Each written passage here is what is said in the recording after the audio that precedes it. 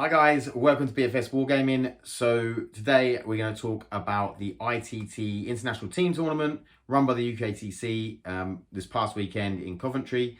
I had a blast and let's tell you all about it. Firstly, I just want to mention that I have now got a Patreon, so if you would want to support me, the link is in the description. I'm going to be putting some content on there. I'll be putting early access content to the tactical videos and things like that.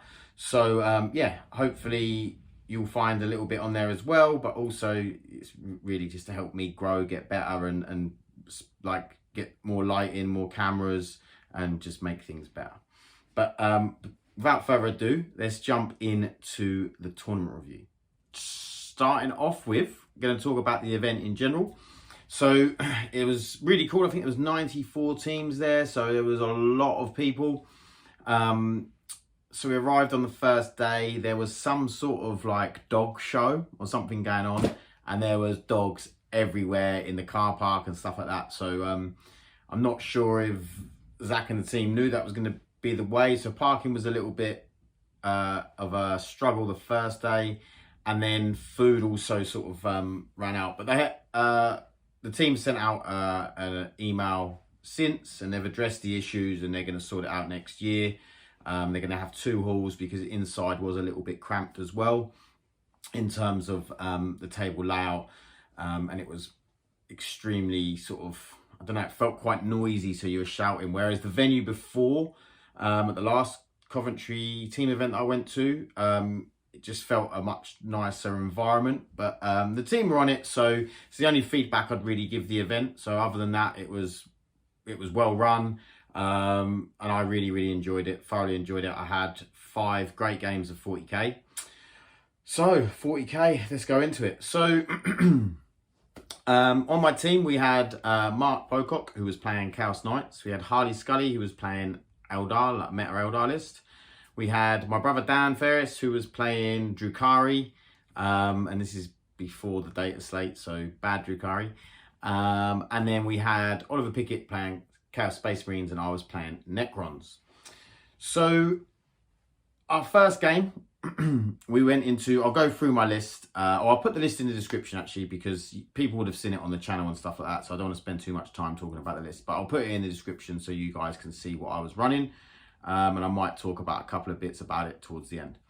So I played the first game, I came up against Sam Nash, so we played the team Try Hard, No Time to Try, which actually ended up finishing 4th overall in the event. So I played Sam Nash, who unfortunately wasn't feeling that great in our game, but he still played very well. We had a great game, and I really thought I'd sort of got him, but just, you know, their 2 CP, bringing stuff back, stuff kept reappearing. And my stuff was slowly disappearing, and then we ended up with a draw, the way the WTC works. So actually Sam sort of picked me by a couple of points, but it ends up being a draw. So that was a 10-all draw. Unfortunately, we actually did lose the round. It was 58-42, the final points in total. So not a huge loss, but especially against a team that came 4th overall. But yeah, so we were pretty, like, you know, we're glad that we sort of gave them the game. And like I say, maybe, you know, if we'd had more competitive lists. Mark was the only one that really had much experience in team tournaments. I've only been to 1. I think Ollie's been to like 1 or 2. Carly's been to like 1. And it was Dan's first one. So, you know, we were learning a lot, and that's what it's about. We wanted to learn and get better. So, the guard list I played, we'll just quickly go into that. So the guard list I played had Solar Leontis in it, which all guard lists have to. Had a platoon command squad, tank commander with a demolisher battle cannon, infantry squad, 3 chimeras, 2 units of 6 Bullgrins, 1 unit of 3 Bullgrins, 3 units of Kassakin, 3 Manticores, and some Rattling snipers and 2 Scout Sentinels. So it was a really good list. Sam piloted it well, and it was a great game. So we're going to move on to round 2. So round 2, we were playing Death Corps of Queen's Road Alpha. So in this matchup, I drew Timothy Maguire. Timothy was a lovely guy, really, really nice opponent to play. I went tactical and I had terrible cards for the first couple of turns, and he was rolling super hot. He kept apologizing, and I had a bit of a dip in my energy, and I was just sitting there, you know, when you're a bit head in your hands, felt like I needed loads more water. But I did apologize to Tim because I wasn't a very enthusiastic opponent at that point, which was a shame. And I felt bad for Tim. It was I probably should have had a hit of sugar or something, or coffee. Probably what I needed was a coffee just to give me some energy, wake me up a bit. But yeah, it was a great game, and we'll go through Tim's list. So Tim he was playing Chaos Space Marine. So he had Chaos Lord, Heritage Society's Demon Prince, which was Slanesh, the Sorcerer and Terminator Armor, which was Tzeentch. He had Chaos Rhino, 2 units of 2 spawn, a Chaos Terminator Squad, big one with Mark of Tzeentch because they can bring models back. It's very cool what he was doing. He had some big unit of 10 Chosen. He had 2 Obliterators, a Knight Despoiler, and Selesky. So yeah, it was a really, really tough game for me in terms of just rolls and the dice and the cards.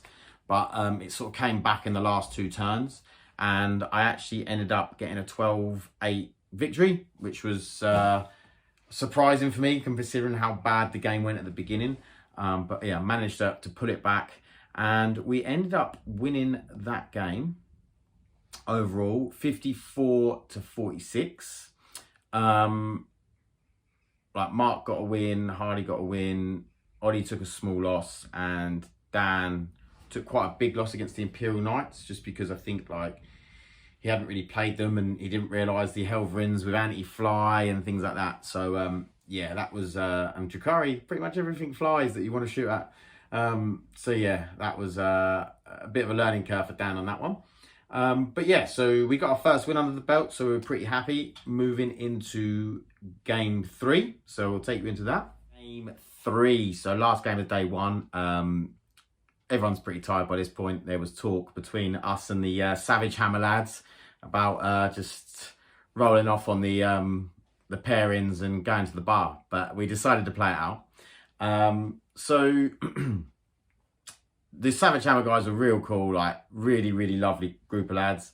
I played a guy called Michael Bibworth, and we had a Necron mirror match, and he was playing Synaptic Court. He had oh, we're going to his list, let's have a look at it. So he had a Monolith, which was the first thing I was like, oh yeah. So he had the Nightbringer, a Luminous Azares, he had a Lord with Translocation Shroud, he had 2 Plasmancers, he had 2 Technomancers, 2 units of 10 Immortals with Teslas, he had 2 units of 6 Galactic Wraiths, Deathmarks, 2 single Lockcaster Heavy Destroyers, and a Monolith. So this was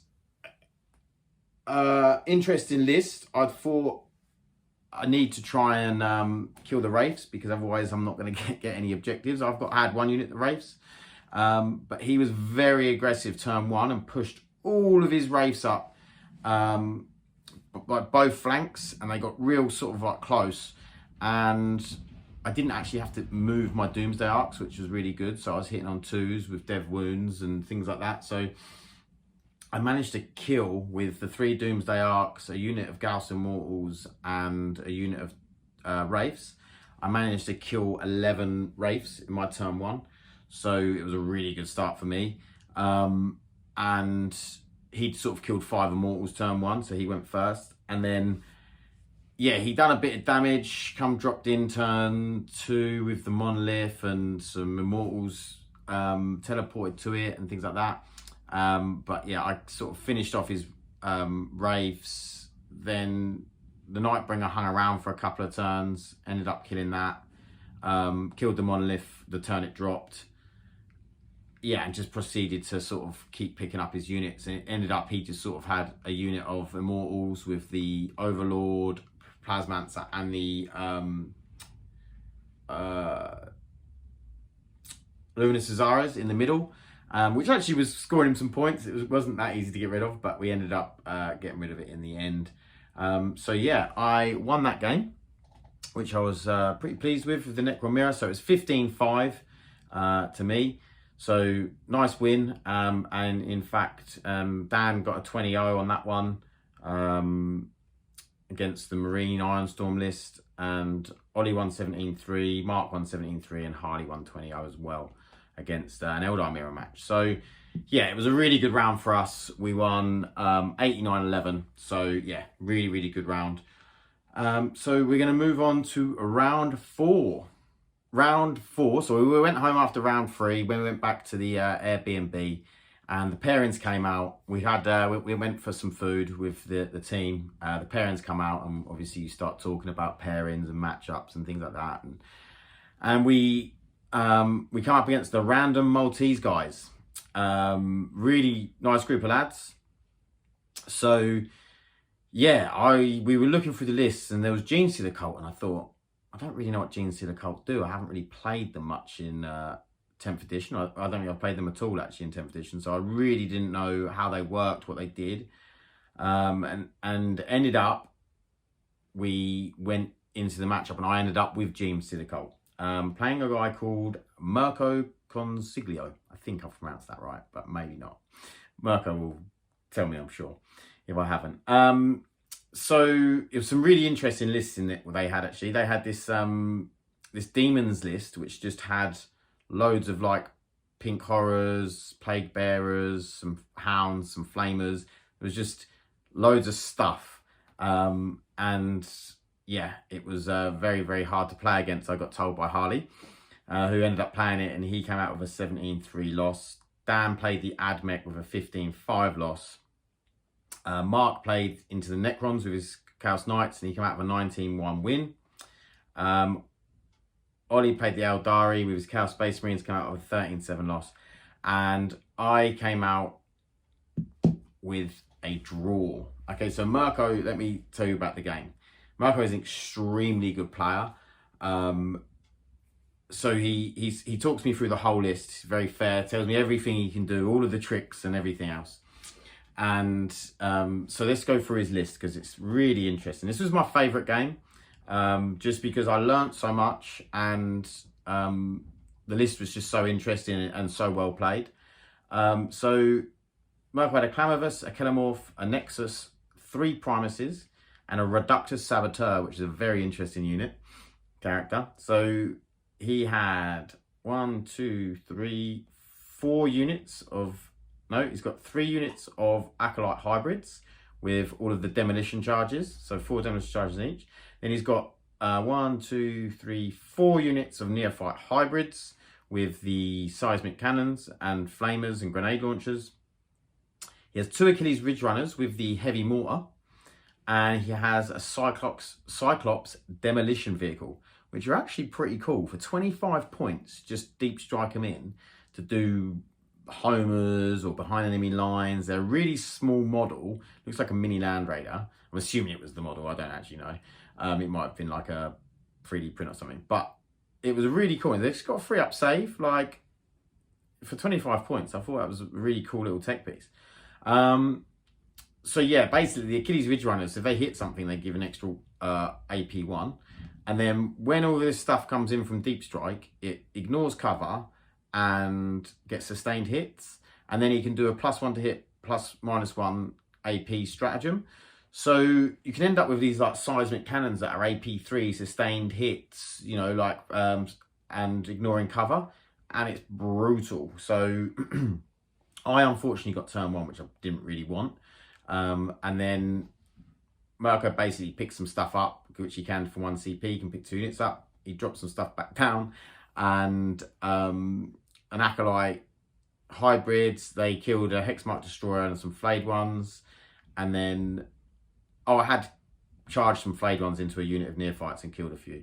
And then he killed 2 a whole 10-man Tesla Immortal squad, apart from the Chronomancer, and he'd taken assassination, so after that I whipped that Chronomancer off the board, so he couldn't kill it. It didn't really matter in the end, but so yeah, it was brutal. Like, the list was really cool, and obviously there's a lot of bodies, a lot of OC, and yeah, I just had to keep trying to grind down, and obviously he's getting them back on 3-ups for the first 2 rounds, and then it goes to 4-ups after that. I think he only failed 1 roll on getting stuff back, but obviously he has to put the blips out, and with my drop to 3 inches, if I drop within 3 inches, because it's not a move, it doesn't make the blip disappear, but he can't get out that turn. So I had to do that a couple of times to stop stuff getting back and then move.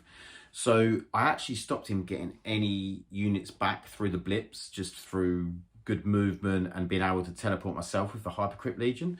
So it was really useful, and the Doomsday Arcs did quite a bit of work in that with the rapid fire, with the cannons. The cannons weren't as good in that matchup, but you know, I've still killed a Ridge Runner with it here, killed this there, like, and it's still blast. So it's D6 plus 1 blast. They've got a unit of 20 guys or 10 guys. I'm getting a few extra shots.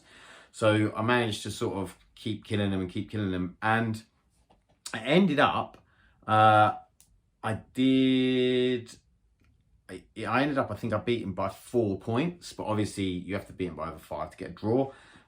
So yeah, it was a really, really good game, really close. His rolls were actually super high as well. He kept saying, do you want to use my dice? Do you want to use my dice? And I was like, no, I trust you. It's just, you know, sometimes the dice go your way, don't they? And that is the way of things. Sometimes the dice will go my way. Like I'd say in the Necron mirror match in round 3, the dice went my way. So you've got to take the rust for the smooth and just do the best you can in that to score as many points as you can. And I managed to get the draw out of the matchup, which I think was it was sort of really really good for me. So especially with Mirko being such a good player, he was at the Warhammer World Championship, so you know he's not no newbie. He's an extremely good player. So I was very pleased to get that result. So we did end up losing that game. We lost it 56-44 in total. So another close loss. It wasn't anything, you know, huge. I think that, you know, I don't know if we could have got better matchups with that. I don't know, but obviously with Dan's Drukhari list being a little bit weaker, probably, as you know, it's one of the bottom meta lists, but one of the bottom lists in the meta at the moment. In terms of Drukhari, or bottom armies, not lists, but bottom armies in the meta. So obviously now the data sets come out, hopefully that will boost them up again. So our last matchup was against Warboys. Okay, so Warboys weren't actually playing in Yorks, interestingly, but it was one of our friends who plays down at 40k Gaming, Julio. So he was in the team, so it was really cool. We had a really good laugh with them, really nice guys. I got matched into another Necron mirror match against Giorgio. This time it was Hypercrypt Legion against Hypercrypt Legion. He had 4 Catan, so he had 2 Transcendents. He had the Void Dragon and the Nightbringer. He had a unit of Tomb Blades. He had 2 units of Wraiths with Technomancers. He also had 2 units of 3 Lockhust Destroyers. He had then 1 Lockhust Heavy Destroyer. He had some Scarabs. So he had a lot into the Catans and the Wraiths. Just checking if he had anything else. He had Scarabs, Lockhust Destroyers, Stream Blades, Wraiths. No, that was it. So Giorgio was really nice. He told me he hadn't played that many reps with Necrons, so he was a little bit newer to the Codex. I'd probably played more reps, so I knew the Codex a little bit better than he did. But he basically was really aggressive with the Wraiths, so there's the same sort of thing that happened in the previous game, in the previous mirror match. And I managed to kill one of the units of Wraiths turn 1. He'd killed a unit of Flayed Ones, I killed a unit of Wraiths. And then he then had turn 2, like teleported some, no he didn't, yeah he did, he teleported one of the Transcendents, he charged one of the other Transcendents, and he moved the Nightbringer in and dropped some Lockhust Destroyers down, killed my other Flayed Ones, sorry. My Wraiths had also moved over to helped kill the first unit of 6 Wraiths, so the Transcendent charged them. The Wraiths tied that Transcendent up for the whole game pretty much, and then I proceeded to drop in the Gauss Immortals, moved up the Tesla Immortals, load of other stuff, and I got his unit of Wraiths down to like 2, and I think he brought one back the next turn. They then charged, didn't do too much to my Immortals. He failed a charge with the Void Dragon. I then cleared the rest of the Wraiths up. And basically then proceeded to try and kill all of the other units bar the C'tans. Because I just thought, well, he'd be left with 4 C'tans. Yeah, he can put more objectives, but I can then IOC them quite easily with like Immortal squads and Wraith squads and things like that. So it was a tough fought game. I did pretty much kill everything apart from 1 unit of 3 Lockhust Destroyers who were on his home objective, and then he had the 4 C'tans at the end. So it was a really good game. Giorgio was a lovely guy. All of my opponents were really nice, really good experience, and it ended up with a 14-6 win to me. Harley got a 13-7 win over Julio in the Eldar mirror match. Ollie got a 19-1 win with the Chaos Space Marines against the Guard. Dan took a 13-7 loss against sort of an Iron Storm Space Wolves list, so relatively close. And Mark took a 12-8 loss against the Chaos Space Marines with the Chaos Knights. So we ended up with a 61-39 win. So I was super happy with that. Great bunch of guys, and it was a really good learning experience for all of us. So we ended up finishing 27th out of 94 teams. So super pleased with that placing when we're quite new to team tournaments. So I'm really, really happy with that. And I think our armies are only going to get better from there. Our list building for teams, we're all pretty much single players. So our list building for teams will get better. Obviously, Dan having like one of the bottom armies in the meta didn't help him in avoiding bad matchups for us as a team. So I think, you know, we can definitely improve on that. Big shout out to Ignite, who won the tournament. They played Extinguish, or Team England, pretty much, with Innes Wilson as Team Scotland in that team as well. So yeah, well done to them. And yeah, it was great to see so many people from the community there, and so many top players as well. You know, it was nice to chat to people, and that's what Warhammer events are about. It's about the community. It's about talking to people. It's about, you know, getting to know people, meeting new people, and I loved it. So hope you guys enjoyed it. Please like and subscribe, and we'll see you in the next one. Thanks. Bye.